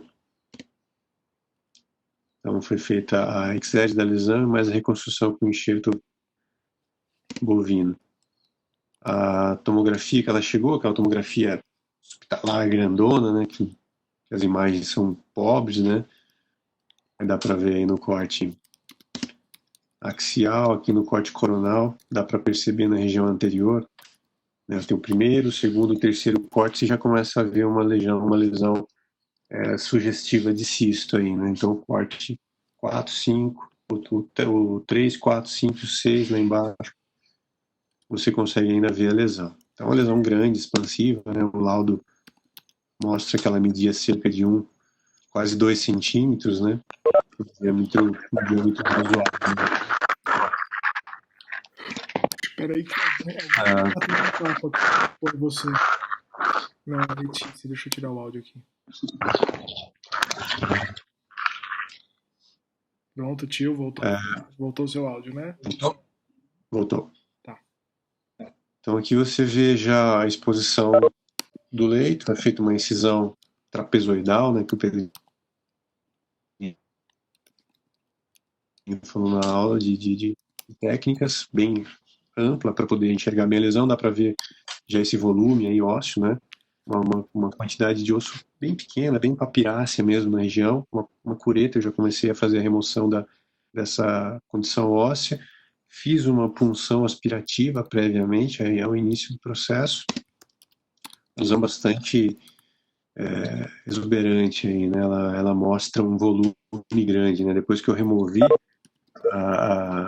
essa casquinha óssea aí, essa cortical óssea bem fininha, bem papirácea, a lesão ficou bem evidenciada. Uma cureta, com bastante cuidado, fui removendo a lesão. E ela saiu inteira aí, né? Tivemos um convidado especial nessa lesão aí, vocês já vão ver, então veja o conteúdo bem amarelado, né, evidenciando uma lesão cística mesmo, né, na gaze do meio aí, não sei se dá para ver os pedacinhos de osso, né, removido, e a lesão. O que é isso aí? O que vocês acham que é isso aí? Tá passando bem pertinho ali.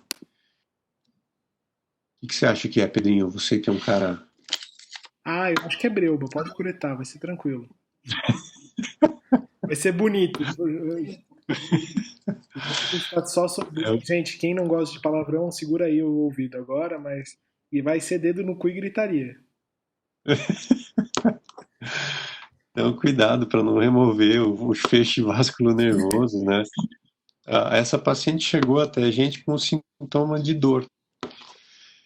Depois que a lesão estava desse tamanho, porque a lesão óssea ela não dói, né? Ela começou a comprimir aí o nervo e começou a sentir dor, né? Então, ela apareceu lá. Colocamos, aí foi um BIOS, um enxerto bovino, uma membrana, fechou, bateu é gol, e foi feita a reabilitação protética desses dentes depois, né? Ela tinha uma condição necessária aí de reabilitação desses dentes, né? Que mais? Vamos falar com finalidade ortodôntica. Pedrinho, quer continuar outro dia? São 10h30, o que você prefere fazer? Cara, meia horinha. Eu tô fazendo as perguntas aqui para eles responderem e me mandarem os resumos depois. Meia horinha só. Tá bom, vamos embora. Se você consegue, eu prefiro que a gente vá matando, porque quer que a gente tá atrasado 2 meses, né? Então... Vamos partir para os casinhos clínicos e neles eu vou explicando para vocês aí. Menina jovem, de 22 anos, asa 1. Foi feito aí uma cirurgia de freio labial. Bastante simples, tá? Cirurgia A queixa dela era o diastema entre os incisivos. Dá para perceber aí que o freio é um pouco mais baixo, inserção entre as ameias mesmo.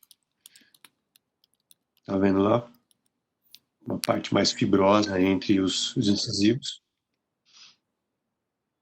É a mais simples do mundo, gente. Parece ser complicado, mas não é. Você faz uma incisão entre o tecido fibroso, descola esse tecido, você percebe que o freio realmente sobe e você vai dar uma sutura em fundo de sulco. Lembra daquelas suturas de fundo de sulco que a gente estava comentando um pouco tempo atrás? Observe o ponto mais central que vocês veem ali, né? Bem no fundo de sulco mesmo. O novo freio vai se formar naquela região. Então, como eu removi realmente o tecido fibroso, agora ela pode colocar o aparelhinho dela e fechar esse diastema. Então, uma cirurgia com finalidade ortodôntica.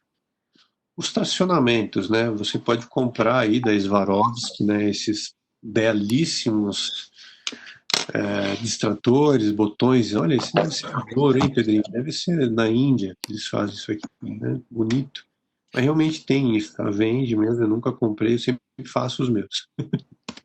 Cara, Um botão eu acho que eu te e mandei. fio. Você tem a minha foto da perfuração? Que eu sou a favor da perfuração, eu não gosto dos botões ortodônticos, né?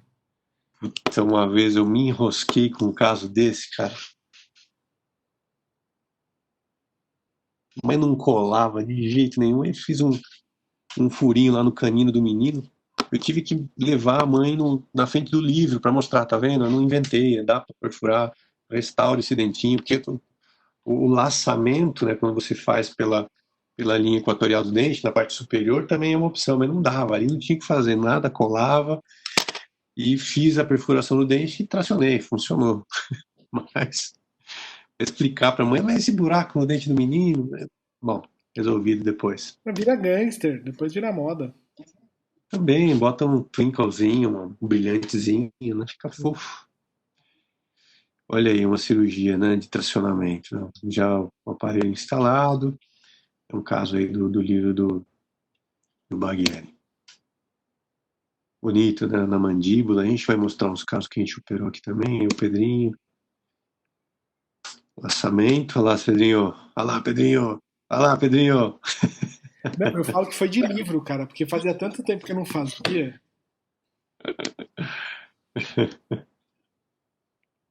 A jovenzinha também, Né? 14 aninhos.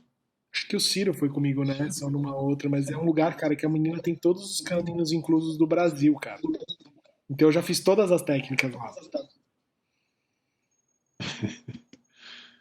Olha lá, ó. Esse é o laçamento a partir Uma de perfuração. perfuro do dente do paciente, né? E, cara, melhor técnica, mais rápida, mais eficaz. O fio não solta, é uma beleza.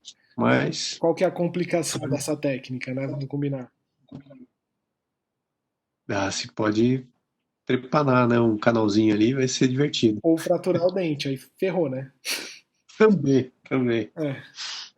Por isso tem que fazer com uma broca que a gente chama de ponta de lápis, né? De tão fininha que ela só faz um furinho onde você tem que fazer Uma broca bem fininha de amarrar.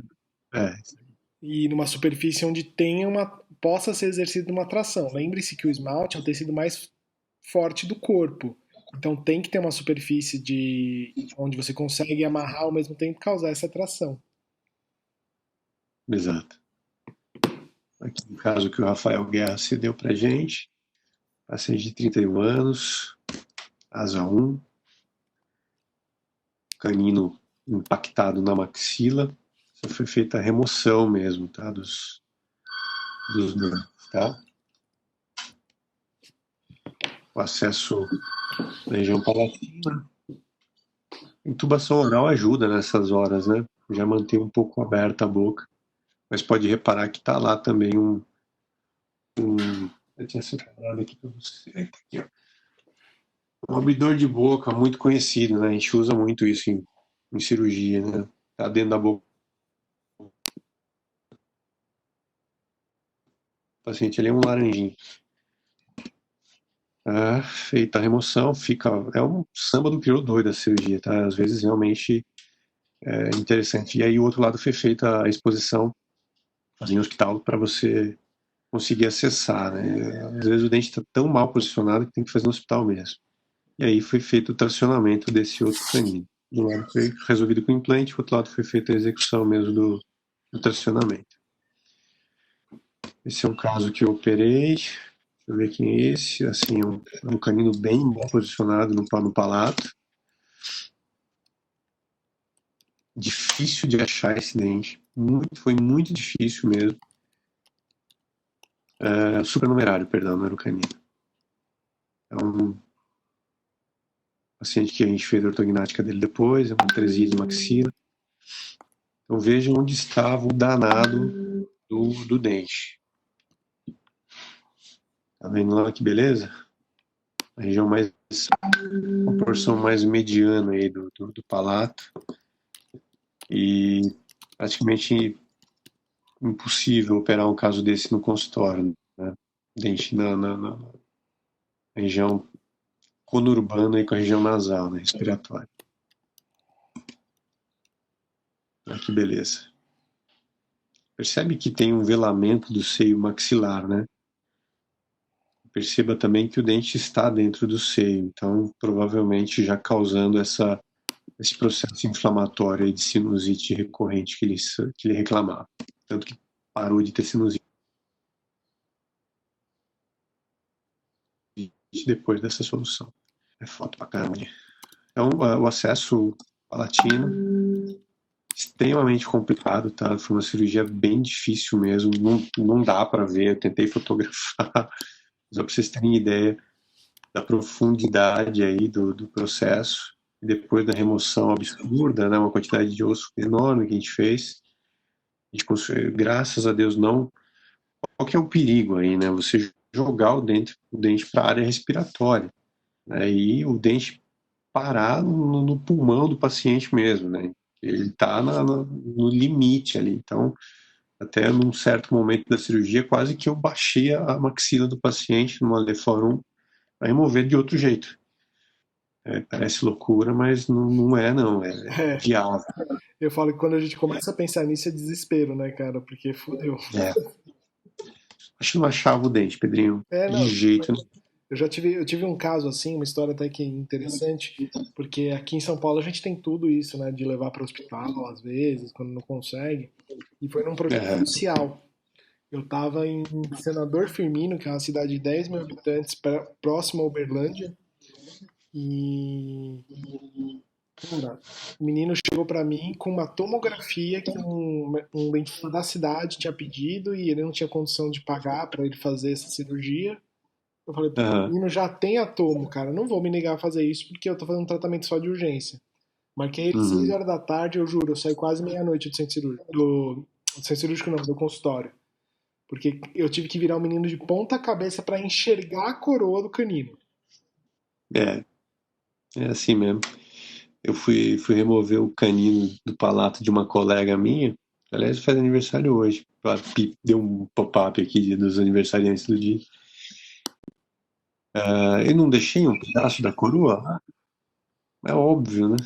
E olha, tava o Marco, eu, né? No caso, a Camila tava comigo, dois estagiários quase formados. Todo mundo olhou e falou: não, acabou. Porque se você vai seccionando o dente, cara, foi Uhum. umas 3 horas pra terminar a cirurgia. E ficou Um cotoco. um toquinho ali da incisal do canino bem escondido. Ela tinha um palato bem atrésico, assim. Meu amigo, passou uns 2 meses. Puta vida, que negócio começou a ganhar volume. Radiografamos, fizemos a tomo, tava lá, ó. Aí pra tirar foi ridículo, né? Já tava solto, né? Começou a curetar, mas é perrengue, viu? Acontece. Acontece, não, e eu falo que, na E, verdade, a gente tenta, a gente é passível de erro, principalmente quem faz muito, né, cara? E o cansaço acho que é o que manda mais. Às vezes, se você tivesse ligado pra alguém, puta, Pedrinho, corre aqui. Tipo, depois de 5 horas eu chego e falo, não, tem um pedaço aqui, pumba, porque tá todo mundo cansado em volta, então ninguém enxerga. O cansaço acho que é um dos maiores culpados das complicações. E o engraçado, realmente, nesse dia do Alexandre, da cirurgia anterior do palato, era a terceira cirurgia do dia, lá no Paulistano. Foi uma sequência, acho, cansativa mesmo, já era tarde. A gente entrou na cirurgia, era 4 horas da tarde, achando que ia, né, ser tranquilo. E quem conseguiu enxergar realmente o dente foi o último estagiário que chegou, cara. O Jean chegou depois e ele entrou em campo, que trocou, o Vitor saiu, estava cansado. Aspiramos, lavamos, eu não estava enxergando mais nada, e o Jean, com todo o cuidado do mundo, começou a manipular o tecido, falou, olha o que levou ele a concluir. Parece que quando eu passo a cureta aqui, a sensação é de dente. É essa sensibilidade que vocês vão desenvolver. Não. Saber o que você está sentindo na ponta da cureta, né? É impressionante isso mesmo. Vocês vão desenvolver isso, tenho certeza. Não, e eu digo que isso é a diferença do dentista para o outro, né? Se um médico que vai tirar um canino incluso, ele não sabe o que é curetar um dente para tirar a cárie. Ele não sabe o que é É, osso e dente, entendeu? Então tem que ser exato, exato. mesmo. E vou falar para vocês, você fala, pô, Pedrão, mas tem médico tirando? Sim, tem uns otorrinos se metendo a É, besta a tirar canino incluso do seio, entendeu? tem o torrino tirando o siso, normal. É, Tipo, vamos tirar o siso. Faz a amígdala e faz siso. então, Difícil. Mas também inventaram tanta moda, né, na nossa é, odontologia que uma hora conta, né? E chegou, né? O CFM deu o pau que bate em uma dentro, bate chegada junto aí que em, depois a gente conversa. em Chico também, bate em Chico também. Exato, exato. Esse caso do Ulisses foi um caso muito interessante também. O paciente estava em tratamento ortodôntico e, poxa, mas não movimenta, não movimenta, não movimenta, porque tinha um, um supranumerário, uma lesão ali, né? E eu me pergunto, né? A vida, uma panorâmica daria para ver isso, né? Se o negócio não está movimentando é porque alguma coisa está acontecendo, né? Passou meses assim, teve uma perda óssea grande nesse dente aí, pedi a tomo, vi que havia essa lesão aí, né? Então teve perda óssea, foi chato de resolver. A sorte era uma criança, né? 15 anos, o metabolismo é muito bom, né? Como é que você vai trazer um dente nessa posição tendo um supranumerário, né? Depois da tomografia fica fácil de ver. Foi removido, não tem foto clínica desse caso. Mas qual que é a lição dele, né? Poxa, 2 corpos não ocupam o meu espaço. Caramba, eu não movimentava porque tinha um preparo ali, tem que olhar o exame, né? E fazer uma boa observação dos exames. Esse caso foi bem interessante também. Todas cirurgias com fim ortodôntico aí, né? Um odontoma composto e bem composto. Eram mais de 20 dentículos aí, né?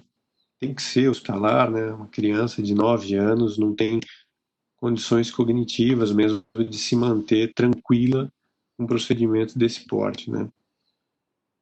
Então, tá de ponta cabeça aí, mas é a mandíbula da paciente, tá?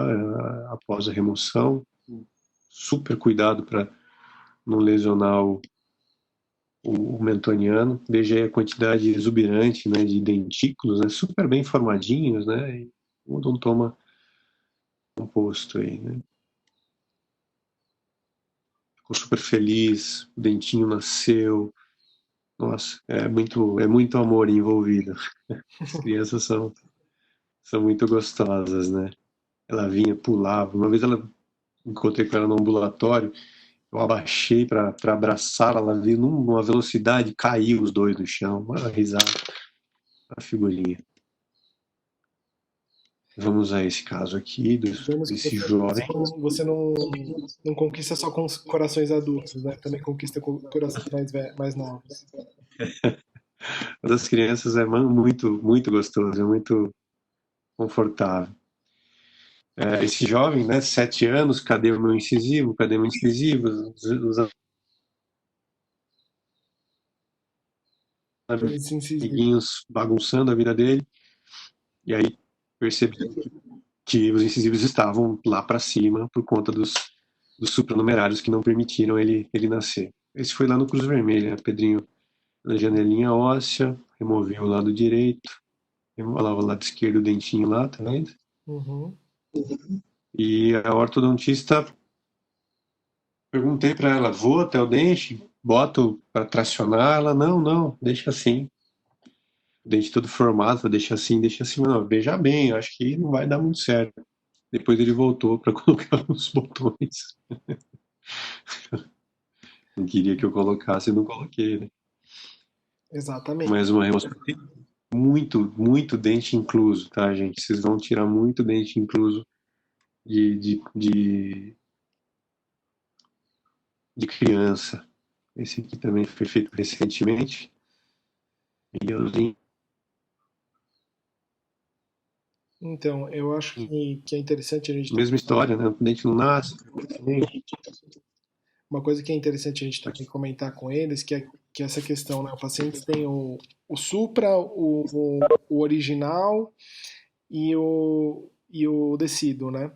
Como é que a gente faz a decisão Uhum, de qual que vai ficar, qual que é o supra, né? Porque muitas vezes você tira o supra e ele parece o original. uhum, Normalmente é o que está mais fácil de acesso, tá? Que a gente acaba removendo. E a principal indicação das cirurgias de remoção do elemento estão ligados ao impedimento mecânico. Então, quando a gente for, você vai pegar uma pergunta na prova assim: quando é indicado o tracionamento ou a remoção de um elemento dental incluso? Principalmente a formação dentária é onde a gente vai ter a decisão se a gente vai tracionar ou não, ou a movimentação geométrica. Então, se você pega aquele canino que tem que fazer um giro de 180 graus, cara, é muito difícil de você fazer um tracionamento. Você tem que pensar que tem uma geometria, principalmente em relação às raízes dos elementos dentais adjacentes, né, que são os elementos dentais próximos, por exemplo, o lateral, o, o próprio premolar, que às vezes está impactado, e você não vai conseguir fazer esse giro. Então aí é indicado a remoção total do canino. Aí, como aquele caso lá que eu mostrei, por que eu fiz o tracionamento da forma de laçamento? Porque o paciente tinha uma risogênese incompleta ainda, então tinha um potencial de ajudar a gente e a gente conseguia fazer essa movimentação. Ah, você traciona um canino com risogênese incompleta? Sim, mas vai demorar mais tempo. Com risogênese completa? Sim, mas vai demorar mais tempo. Entendeu? Tem que pensar em tudo isso quando você vai indicar uma cirurgia pré-ortodôntica ou parodontica, ortodôntica, porque você tem que pensar se você vai remover, gerando uma falta de dente onde você vai ter que fazer um tratamento, ou um implante, ou um enxerto nessa região, ou se você vai usar o elemento dental que está incluso para isso, né? exato. Acho que eu dei uma acordada na criançada aí, porque fica vendo o caso clínico e não pensar um pouco, né? Tem que dar umas cutucadas. A geometria do dente, né? A posição tridimensional dele é fundamental aí para você entender se é possível ou não o tracionamento, né? Ou a remoção ou o tracionamento. É que você comentou Aqui foi. da orto, né? Que a orto, É, não, deixa aí. Cara, risogênese incompleta. Se você não tracionar, o dente fica. Risogênese completa. Se você não tracionar, o dente vai ficar. Então, o ideal é que, no mínimo, você crie um gap para posteriormente faça essa colagem. exato. Aqui ele tinha feito uma documentação ortodôntica, né? Esse jovenzinho, e aí identificaram os dois supranumerários aí na imagem do meio, coloca ali SN1, SN2, dois supras também. Foi submetido à anestesia geral. Esse caso acho que foi. Não lembro, não lembro onde eu operei, não, não lembro. Observe, né, a imagem da tomografia, né, realmente mostrando exatamente a posição aí, a imagem do lado direito aqui da tomografia mostra bem, né, os dois supernumerários invertidos, né, e os dentinhos descidos dele, né, figura também esse jovem. Então eu removi os descidos dele e removia os supranumerários. Nesse caso, como ainda era muito jovenzinho, os dentes não estavam totalmente formados, os centrais já estão apontando aí, tá? E estavam muito melhor posicionados, né? E será que eu posso dizer, Pedrinho, o que você acha? Que uma osteotomia do tipo Lefort 1 é uma cirurgia com finalidade ortodôntica ou não? O que você acha? Com certeza, né? Porque você está fazendo a expansão, por exemplo, né?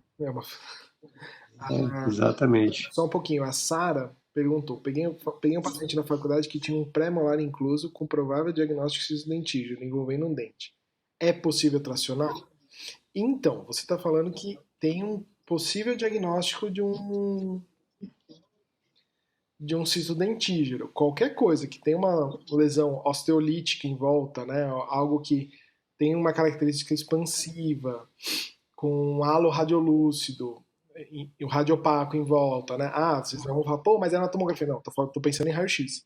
Um halo radiolúcido em volta e radiopaco, né? Como se fosse um capuz ou uma região cística, você vai tirar. Você nunca vai deixar nada dentro, ou no mínimo fazer uma enucleação, uma marsupialização, que daí você É, pode talvez fazer até com que ele desça sozinho fazendo a marsupialização. Mas não é. pensa em manter nada que tenha característica cística ou tumoral. A gente não pensa nisso, não. Normalmente arranca. Eu tinha documentado um dos primeiros casos de marsupialização que eu fiz na vida, cara. Paciente, gente boa demais. Professor de inglês lá da FEFELESH, da USP. Inglês meu, ele era da Grã-Bretanha. E ele chegou com um aumento de volume mandibular, né, siso incluso, e plaque plock, plaque plock, plaque plock, plaque plock na mandíbula. Fizemos a descompressão, era um cisto enorme, eu não conseguia achar essas imagens. Eu teve um dos meus HDs externos que devia estar nele. Isso em 2005, eu acho. Era um HD de 1 Mas giga, né? Era um HD de 1 giga, para ser gigante. Então, a não, era maior, mas ele parou, cara, eu acho que estava nele. Carol perguntou aqui: é Não possível achei. preservar um dente associado a um cisto ou tem que remover? Carol, a gente tem que pensar, sempre quando a gente faz uma pergunta, a gente tem que pensar em qual região a gente está falando. Então eu vou te dar um exemplo de um dente que seria removido com certeza. Um terceiro molar, que tem uma cápsula cística em volta, radiograficamente falando ou mesmo visualmente. A gente vai acabar removendo ele. Se houver um envolvimento de um segundo molar que está na boca, está preservado, tem só envolvimento da raiz distal, por exemplo, o que a gente costuma fazer? A gente solicita que o paciente realize um tratamento endodôntico pré-cirúrgico para fazer uma psectomia e uma boa curetagem desse elemento dental para tentar mantê-lo, tá? É, Entendeu, Carol? é isso aí. Temos alguns exemplos, mas não para essa aula, mas É. isso é muito, muito, muito comum mesmo, Carol. Nem sempre você vai remover o dente, né? O siso normalmente se remove. No caso do premolar que a colega citou, uma marsupialização normalmente pode induzir, inclusive, a erupção desse dente, tá? Que você diminui o volume, né? Vai diminuindo cada vez mais o volume e o dente vai erupcionando mesmo, né? Desse caso que eu estava falando agora, o siso estava na base mesmo, estava com risco de fratura, mas ele era muito medroso. E ele topou fazer uma hospitalização, trocava curativo a cada 2, 3 dias, era um salseiro, né? Uma coisa horrorosa. Diminuiu super bem o volume e o siso chegou a aparecer. Depois de uns 6 meses de tratamento, o siso ali mostrou a pontinha e removeu o siso dele, né? Com bastante tranquilidade. Sem risco de fratura, nada. Formou osso pra caramba. Então, super bem documentado o caso, mas enfim. Agora fala da Leform, porque senão eles vão me bater. Porque o que essa molecada me pede de cirurgia ortognática? Vamos lá.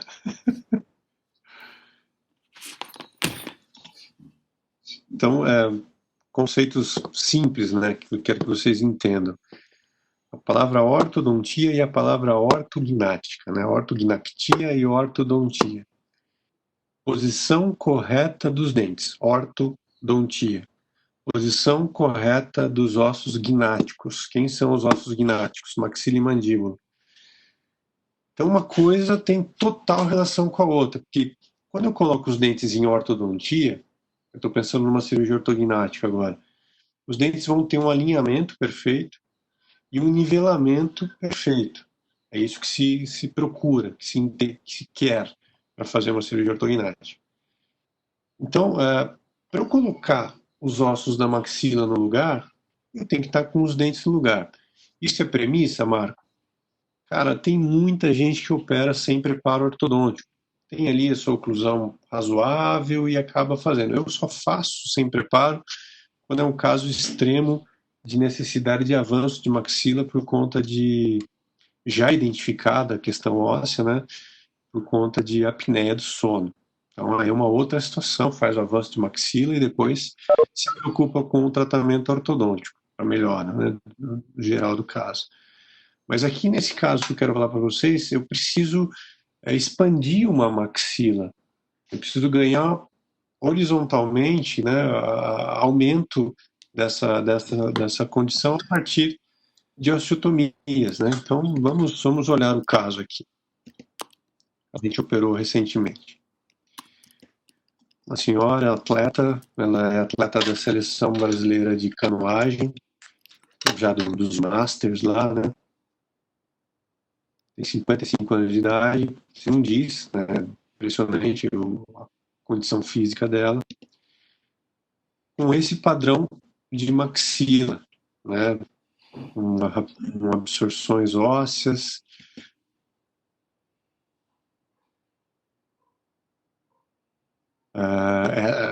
começa a observar as exposições de raiz, então ela começou um preparo ortodôntico da região inferior, fez o alinhamento e o nivelamento desses dentes e, na sequência, nós fizemos a osteotomia do tipo Lefort 1 para fazer a disjunção palatina, né? Observe a espinha nasal dela, como é desviada para a direita, né?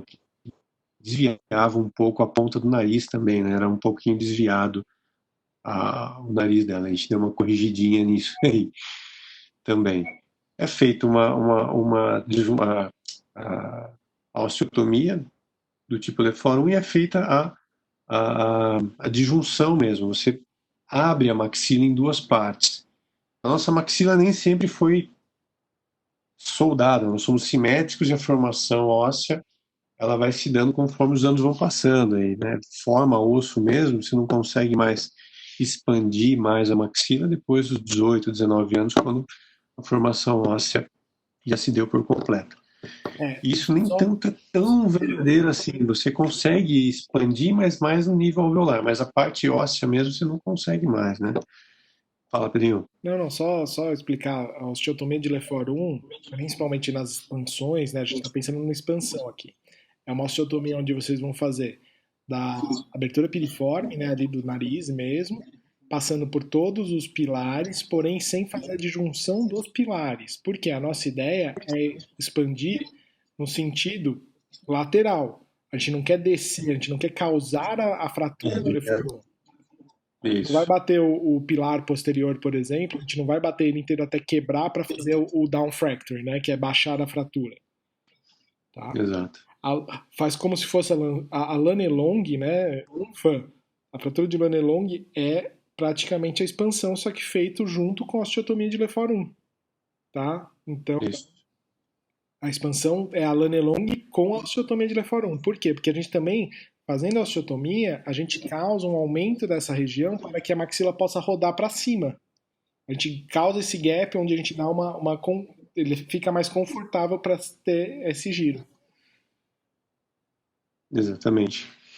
E uma vez instalado, né, aqui foi usado um distrator da KLS Martin, uma empresa alemã. Eu coloquei um pouco de hemostático, para um sangramento um pouco mais exuberante, mas uma quantidade de tecido mole nesse palato exagerada mesmo, né? Observe que já entre os incisivos centrais dela já existe um gapzinho.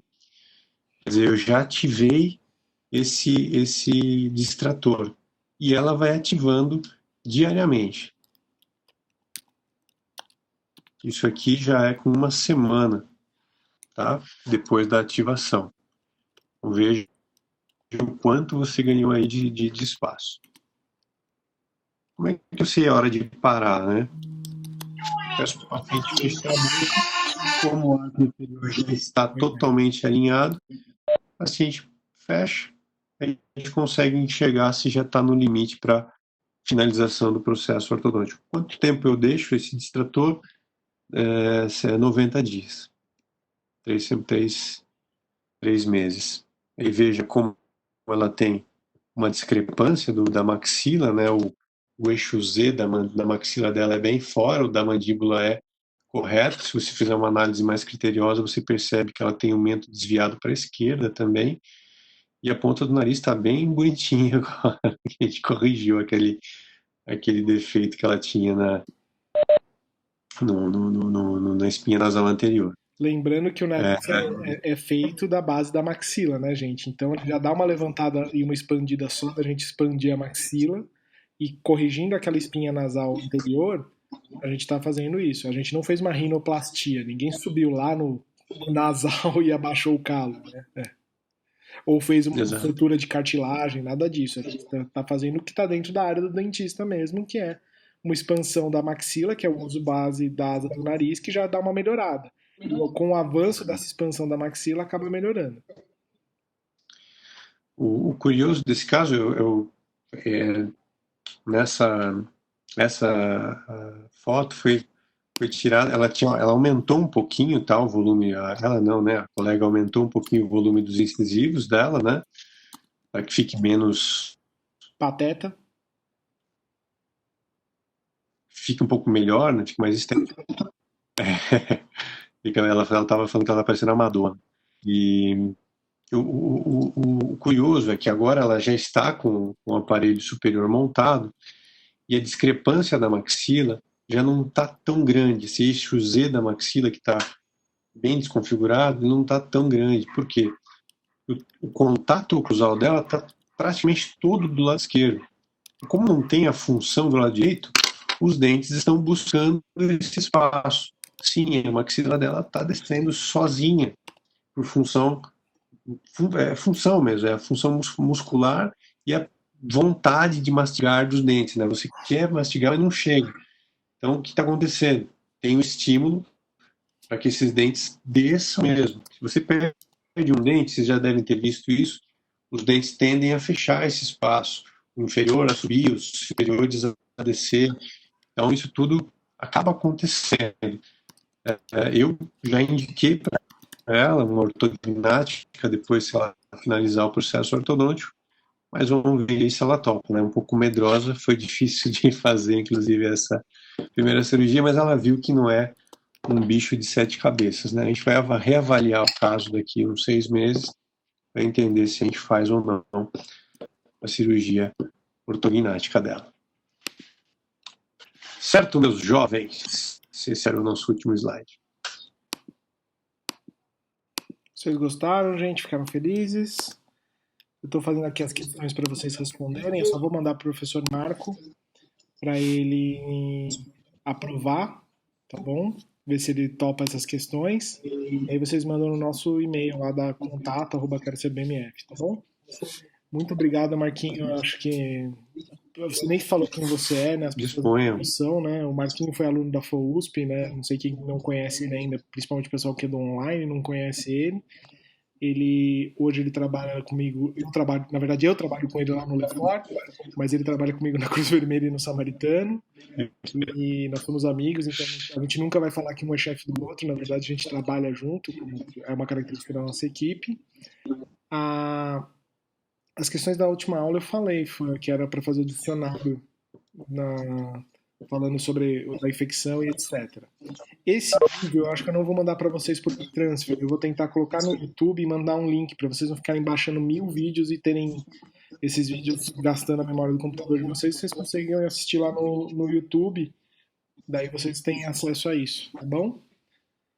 Aí as questões que eu vou mandar para vocês eu vou conversar com ele. As questões da prova. Mas vocês estudaram a parte das infecções? aquela aula que eu mandei que estava certa, porque eu dei uma aula só dos espaços, eu não dei a aula certinha das infecções. Na verdade, eu ia deixar para dar essa aula no momento que eu percebesse que as aulas acabassem rápido, entendeu? Se vocês estudaram, a gente faz a provinha, senão eu deixo para depois a gente acumular as questões e vocês fazerem, sei lá, 50 questões de uma vez só, a gente faz uma vez só num dia de aula, tá? Então eu vou deixar isso para depois. Muito obrigado, Marquinho, e a gente faz isso tudo Imagina. depois, tá bom? Se cuida, gente, até mais, tchau, tchau. Valeu, gente. Obrigado. Valeu, senhor. Valeu. Obrigado, Fanny. Obrigado para todo mundo aí que tá nas nossas aulas, no nosso grupo. Espero que a gente tenha condições de desenvolver um trabalho bem legal com vocês e permita o máximo de desenvolvimento tanto intelectual como o desenvolvimento pessoal de vocês. Se cuidem, até mais. Vou desligar aqui. Tchau, tchau. Valeu.